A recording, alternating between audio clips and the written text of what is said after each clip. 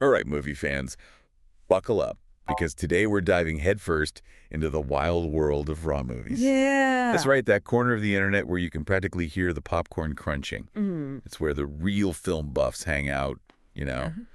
They're always ahead of the curve, always sparking these really interesting conversations. What I love about raw movies is that it's not your typical Hollywood echo Uh, chamber. Oh, absolutely not. You've got everyone chiming in, from students to filmmakers to, like, your grandma who just loves a good rom-com. And they're not afraid to get real. Exactly. So consider us your trusty guides, sifting through the noise and bringing you the absolute juiciest bits. The stuff that has people talking, debating, maybe even throwing popcorn at their screens. Okay, maybe not that last part. You never know. But hey, speaking of passionate debates, one theme kept popping up this week on Far Movies nostalgia. Ah, nostalgia. Yeah, but hold on. This isn't just about Hollywood dusting off old scripts and calling it a day. Oh, no. We're talking about a whole wave of projects revisiting iconic films, moments, figures. Moments that, let's be honest, still hold a special place in our hearts. Okay, case in point. Saturday Night. Okay. This film goes behind the scenes Yeah. of the very first Saturday Night Live broadcast back in 1975. Can you imagine the chaos, the energy? And get this, it's directed by Jason Reitman. Now that's a name that carries some weight. Right, he's kind of a pro at this whole nostalgia thing, Ghostbusters, Afterlife, anyone. But SNL in 75, that's a whole different beast. It really is, and it makes you wonder, what is it about that specific era that still resonates so strongly today? Well, for one, it was a time of massive cultural shifts, kind of like today, wouldn't you say? I see where you're going with this. SNL back then was breaking new ground, pushing boundaries, redefining comedy. And maybe, in a world that feels increasingly uncertain, revisiting that era, even through film, gives us a sense of, I don't know, comfort, familiarity, like a touchstone to a time when things felt, well, maybe not simpler, but definitely different. Different. And speaking of revisiting pivotal figures, there's a new film in the works about Donald Trump. Oh, Yeah, it's called The okay. Apprentice, and it focuses on his early career in real estate. Now that could be very, very interesting. Hold on, it gets even more interesting. Ali Abbasi is directing. Wow. Okay, talk about an unexpected pairing. Right. This is the filmmaker behind, Border, Holy Spider films that really get under your skin. He's not afraid to tackle complex, often controversial subjects. Exactly. And with Sebastian Stan as Trump and Jeremy Strong as Roy Cohn, That's some serious acting firepower. it makes you wonder what kind of conversation this film is going to ignite.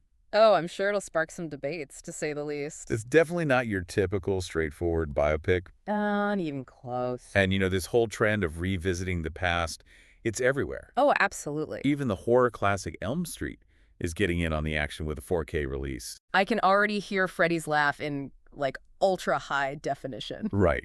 And there are whispers, rumors, that Robert Englund just might, Don't you tease me. put on that Freddy glove one more time. Now that would be something else. It really makes you think, why this craving for familiar stories, especially now?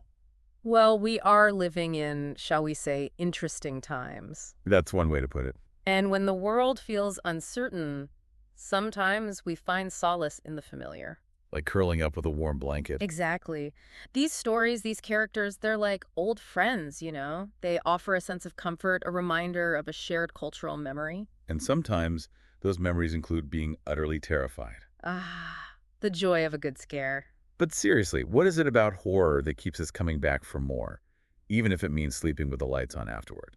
Maybe it's the adrenaline rush, the feeling of being on the edge of your seat, knowing it's all pretend. Or maybe it's something deeper, like you said earlier, a way to confront our anxieties. Right. Horror allows us to explore the dark side of humanity, to confront our fears, all within the safe confines of a movie theater or, our living rooms. With a controlled dose of fear. Exactly. We get to experience the thrill of the unknown, the chills down our spines, without actually being in any real danger. And let's be honest, sometimes reality is scary enough. The truth. But hey, enough with the spooky stuff, at least for now. Okay, I'm with you.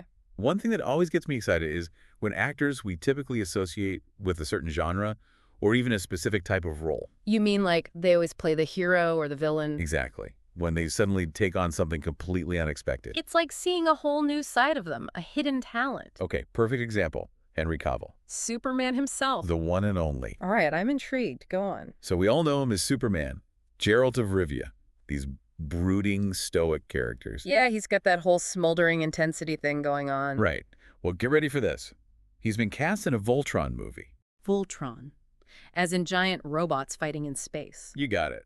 Talk about a departure. That's quite the leap from brooding monster hunter to intergalactic hero. Right.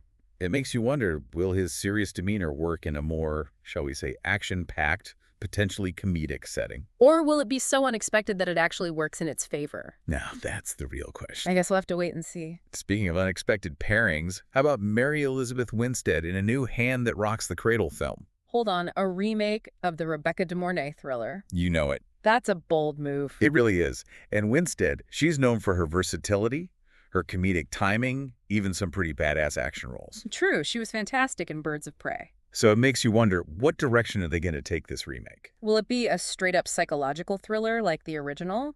Or are they going for a more modern, maybe even empowering take on the revenge thriller? Those are good questions. And you know who's already dissecting every detail, every casting announcement, every behind-the-scenes photo? Let me guess. The Rye Movies community. Bingo. They're like the detectives of the film world, piecing together clues, analyzing every frame, every casting choice. They don't miss a thing, and we love them for it. Absolutely. They remind us that movies are more than just entertainment. They're a source of endless fascination, debate, and, let's be honest, sometimes even obsession. And we wouldn't have it any other way. You're not a chance. But it's not all about the big-budget blockbusters and A-list actors over on Mar movies. Oh, absolutely not. These folks have their fingers on the pulse of those smaller films, the hidden gems. The ones that might not have the flashiest trailers and Right. biggest marketing budgets. Exactly. But they pack just as much punch, sometimes even more so. They really get people talking, generate those, you got to see this, recommendations. Word of mouth is powerful, and Mar Movies is like a giant virtual water cooler. I love that analogy. And one film that caught my eye this week, The 6888. The 6888. Tell me more. Okay, get this. It's the true story of an all-black, all-female battalion during World War II. Wow, I'm already hooked. They were tasked with sorting through this mountain of backlogged mail, like millions and millions of letters. Wow, that's an incredible story, and I'll admit I had no idea. Right. It's one of those overlooked chapters of history. It's directed by Tyler Perry, too, right? Yeah. With Kerry Washington in the lead role. You got it. Talk about a powerhouse duo. Seriously, this film sounds like it's going to be incredible. It's a powerful reminder that history is full of these untold stories waiting to be brought to light. Speaking of powerful stories, I saw a lot of chatter about a documentary called Into the Fire, The Lost Daughter.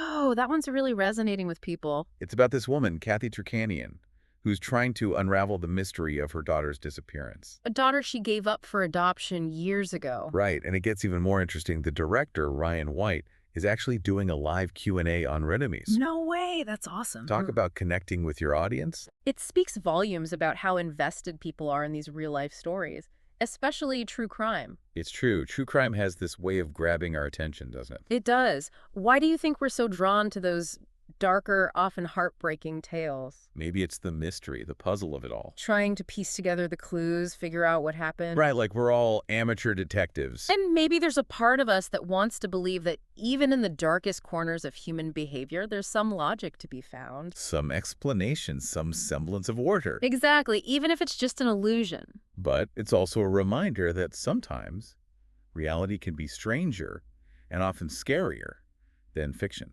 Truer words have never been spoken. Which brings us to another genre that loves to tap into those primal fears, horror. Ah, horror, the gift that keeps on giving, even if it gives us nightmares. So Terrifier 3 just came out, and it sparked quite a reaction online. Even with those mixed reviews for the previous films. Right. Some people love it, some people can even sit through But it. everyone's talking about it. Exactly. So why do you think a film like this, a film that's so, well, intense, Intense is one word for it. why does it find its audience? Even if it's not for everyone. Horror often reflects our cultural anxieties, our unspoken fears, the things that we try not to think about. The things that go bump in the night and sometimes in broad daylight. Exactly. And maybe Terrifier, Oh, with yeah. its over-the-top violence and nihilistic tone. It doesn't hold back, that's for sure. Maybe it speaks to a sense of disillusionment or even a fear of the absurd, the chaotic, The feeling that anything can happen. and not always in a good way. It's like the world can feel so unpredictable at times that even our entertainment reflects that sense of unease. Like a funhouse mirror reflecting our deepest fears back at us. And speaking of unpredictable, sometimes even films with a built-in fan base, with source material that's beloved. You're talking about adaptations. Exactly. They can still struggle to find their footing. It's a delicate balance, bringing someone else's vision to the screen. Take Hellboy, The Crooked Man, for example. Okay, so the source material, Mike Mignola's comics, they're fantastic, visually stunning, dark, funny. They're in a league of their own. And the director, Brian Taylor, he's known for his visual style, his over-the-top action sequences. So what happened? That's the million-dollar question, isn't it? Sometimes it just doesn't gel, the pieces don't quite come together the way you hope. And the reviews haven't been kind. Let's just say it's not the Hellboy film that fans were hoping for. Which is a shame, because there's so much potential there. There is, but hey, that's the thing about movies and about art in general, I guess. It's subjective, right? Totally. What resonates with one person might fall flat for another. And that's where a community like LAR movies is so important. Oh, tell me about it. They're not afraid to have those passionate discussions, to dissect what works and what doesn't. To agree, to disagree, sometimes to agree to disagree. Exactly. They keep the conversation alive, Yeah. They remind us that movies are more than just entertainment.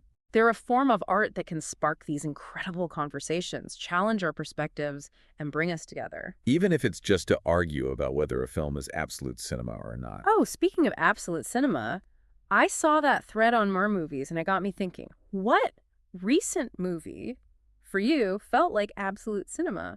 I saw that thread on Mar Movies, and it's such a great question. Oh, man, that's a tough one. It's like trying to explain what makes a perfect bite of food, You just know it when you experience it. Exactly. But I will say, those War Movies threads, they always get me thinking. They really do. Everyone's got such different tastes, different movies that hit them in that special way. It's like we're all searching for the secret formula for cinematic greatness, but maybe there isn't one. Maybe it's different for everyone, and that's the beauty of it. I like that, beauty of subjectivity. But one thing's for sure, those conversations, they keep things interesting. Oh, absolutely. They keep us engaged, keep us thinking critically about the films we watch. And that's how we discover new favorites, new filmmakers who blow our minds. Speaking of new voices, this whole conversation about reboots and revisiting the past has me thinking, what does it mean for the future of original storytelling? Right. Are we destined to just keep recycling old ideas, or is there space for something truly new? Well, the Rumies community seems to have an appetite for both, which makes me hopeful.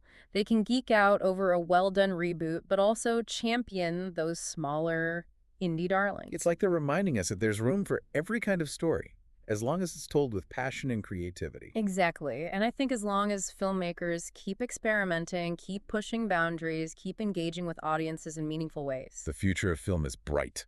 I love that optimism. And honestly, it's contagious. The Ryan Movies community, they remind us why we fell in love with movies in the first place. That shared experience, the way a film can transport you, challenge you, stay with you long after the credits roll. It's a powerful thing. It really is. So as we wrap up this deep dive into the ever-evolving world of re-movies, A world where Freddy Krueger and giant robots can coexist. don't forget the heartwarming documentaries and the thought-provoking biopics. It's a veritable buffet of cinematic delights. We want to hear from you. What movie news has you buzzing? What recent film made you feel that this is absolute cinema feeling? Head to our social media and join the conversation. We'll be there, popcorn in hand, ready to dive into the next great movie debate. Until next time, happy watching, everyone.